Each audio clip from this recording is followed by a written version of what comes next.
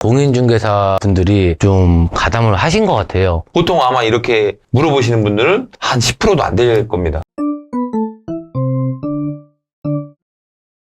안녕하세요. 부디오에서 오랜만에 인사드리는 최플랜입니다. 저희 부디오에서는 부동산과 관련돼서 얽힌 사연을 소개해드리고 여러분들과 같이 공감을 하는 그런 시간을 가졌었는데요. 오늘은 최근에 이슈되고 있는 그 부동산 전세 사기에 대해서 신종 사기 사건이다 해가지고 또 이제 부동산 전문가들 모시고 저희가 여러 이야기를 나눠보도록 하겠습니다.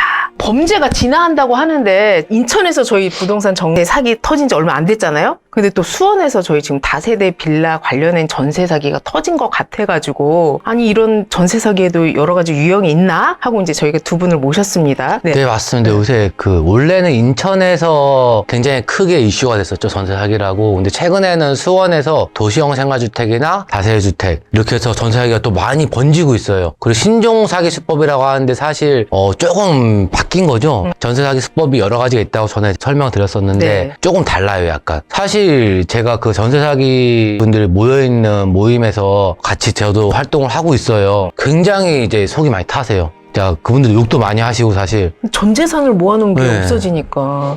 뭐 어떻게 생각하세요? 홍부서님은 이게 이쪽 지인들도 이제 실명 거론해도 되나요? 정모씨, 수원 정모씨 하면 다 아실 거예요. 그분 물건 당하셔갖고 막 뛰어갖고 왔는데 이게 뭐 어떻게 손쓸 수 있는 방법은 사실상 없죠. 현재로는 없는 겁니까? 그래서 항상 예방해야 되는 게 중요합니다. 네. 저희가 이제 시청하시는 분들이 아마 그 기사를 누르면 이게 어떤 내용인지 저희가 이렇게 연동될 수 있도록 한번 해볼 건데 그러면 이 기사가 어떤 전세 사기인지 건호쌤이 상세히 설명해 네. 주도록 하겠습니다. 이게 사실 알고 보면은 조금 더 주의를 기울이시고 서류를 떼보시면은 당하시지 않을 수도 있는데 이제 잘 모르시는 분들을 상대로 근저당 금액을 속이는 거예요. 사실 여기서 제일 큰 역할을 한 건 제가 보기에는 공인중개사 분들이 좀 가담을 하신 것 같아요.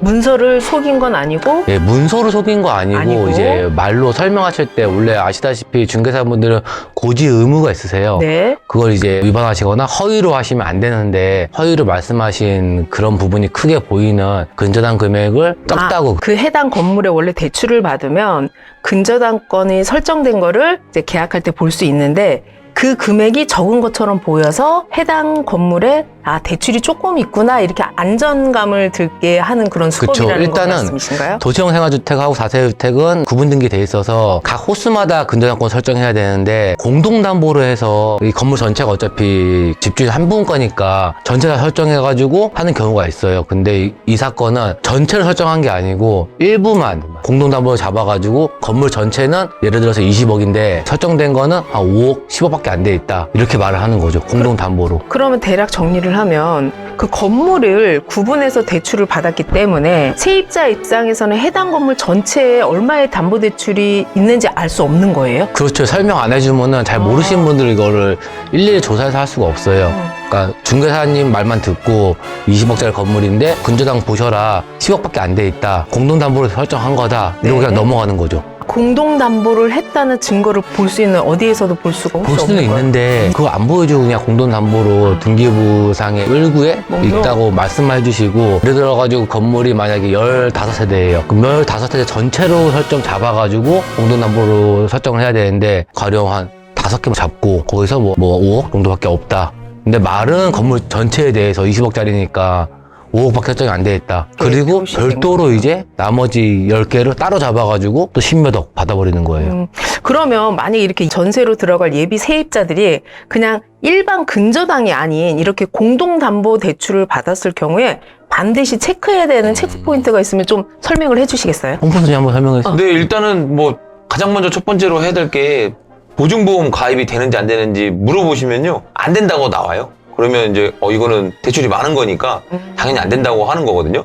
이 한도가 있기 때문에 가입이 안 되거든요. 그래서 이제 뭐 내가 사전 계약을 하기 전에 한번 확인해 보시면 아주 간단히 체크할 수 있으니까요. 아, 그러면 네. 제일 빨리 체크할 수 있는 건 저희가 네. 보증보험이 가능할까요? 그런데 혹시 거절을 당했으면 아, 담보대출이 많구나 이렇게 생각해도 된다는 그렇죠, 그렇죠. 말씀이신 네네. 거죠? 자, 그럼 두 번째는 또 어떤 방법이 있을까요? 두 번째는 이제 조금 자기가 이제 공부를 해서 뭐 등기부등본을 띄고 네. 공동담보 목록을 다 확인하고 이걸 보여달라고 하는 정도의 어느 정도 지식이 있어야 되는데 보통 이제 중개사님이 괜찮아요, 안전해요 하면서 이제 계약을 진행하면 보통 보지도 않고 잘 그냥 도장 모르죠. 찍죠. 근데 네. 이제 좀 아시는 분들은 담보 목록에 이 금액이 어디에 호수에 있는 건지 이거를 확인을 받아야 되는데 보통 아마 이렇게 물어보시는 분들은 한 10%도 안 될 겁니다. 네. 그러면 보통 건물을 하나 계약하면 등기부 하나 이렇게 출력을 해서는 주시잖아요. 그죠, 그죠. 그러면 거기에는 근저당권 얼마, 그러니까 금액이 적죠? 아니면 전세 들어갈 때는 이 근저당 금액을 갚으면 됩니다. 해서 합의해서 또 계약도 하시잖아요. 네. 그러면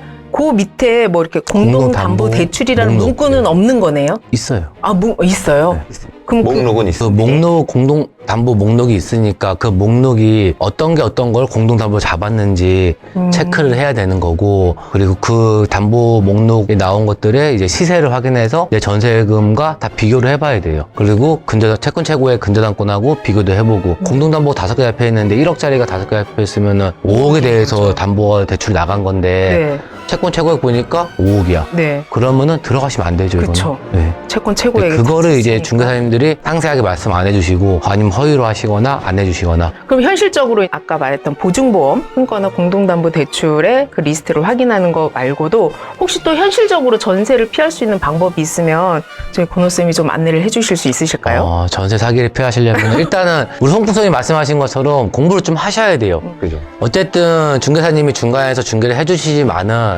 계약의 당사자시니까 내 큰 돈 들어가는 거니까 전세 계약을 어떻게 해야 되는지 안심 전세 포털 요새 잘 돼 있죠. 네. 거기 가서 확인도 해보시고 체크할 게 뭐뭐 있는지 적어가면서 이거 몇 억 들어가는 건데 뭐 한 장 적어서 공부하는 거 어렵지 않아요. 하셔야 되는 거예요. 그렇게 하시거나 아니면은 저희 부디오 채널에 문의 주시면은 제가 무료로 또 상담해 주시고. 상담해드리겠습니다. 그러면 오늘 관련된 기사를 조금 요약을 해보자면 보증보험 가능할까요? 여쭤보시고 또 담보대출 리스트에서 공동담보대출 그 리스트 한번 볼 수 있을까요? 이렇게 체크를 하시고 또 저희가 이제 안전한 사이트에서 혹시 체크리스트에 뭐가 있는지만 그 포인트를 다 공부하지 않아도 공인중개사한테 이건 뭐예요? 이건 뭐예요? 그쵸. 이렇게 체크를 해도 된다는 거죠. 그죠, 그죠. 그래서 국토교통부에 있는 안심 전세 포털에 가셔가지고 전세 계약 리스트에 어떤 항목들이 있는지 좀 이렇게 조목조목 따져 보시면 될 것 같습니다. 그거 자체가 이제 공부입니다. 네, 맞아요. 사실 그게 공부죠. 그렇게 물어보시는 분들이 많이 없으세요. 전세 계약 맺는 분들이 약간 잘못 생각하고 계신 게 잘못되면은 공인중개사가 거기도 뭐 책임질 거다. 책임져주고 뭐 보험이 들어가 있으니까 될 거다라고 생각하시는데 그런 경우가 있고 아닌 경우가 있어요. 중개사의 고지 의무를 위반했거나 했을 때는 뭐 그쪽 보증보험에서 뭐 이렇게 나오기도 하는데 대부분은 말은 해주세요. 이번 사건 같은 경우에는 허위를 했으니까 중개사의 책임이 일부 있다고 저는 생각이 되거든요. 네. 그래서 그런 만약 경우시라면은 중개사한테도 책임을 좀 따지시는 게 좋지 않을까. 와, 그러면 이런 경우에는 진짜 계약서 상에 또 이렇게 세부 계약 이렇게 해가지고 그런 좀 조항들을 넣어서 다 체크하는 게 좋겠네요. 그래서 오늘 기사를 보시고 저희 또 부디오 방송을 보시고 3가지 체크 포인트를 일단 짚고 넘어가시면 될 것 같아요. 보증보험 가입, 그 다음에 공동담보대출 했는지, 그 다음에 국토부에서 운영하는 안심 전세 포털에 들어가서 전세계획 체크리스트가 뭐만 있는지만 체크하시고 상담을 하시더라도 이런 사기는 피할 수 있을 것 같습니다. 오늘 시간 내주셔서 감사합니다. 감사합니다.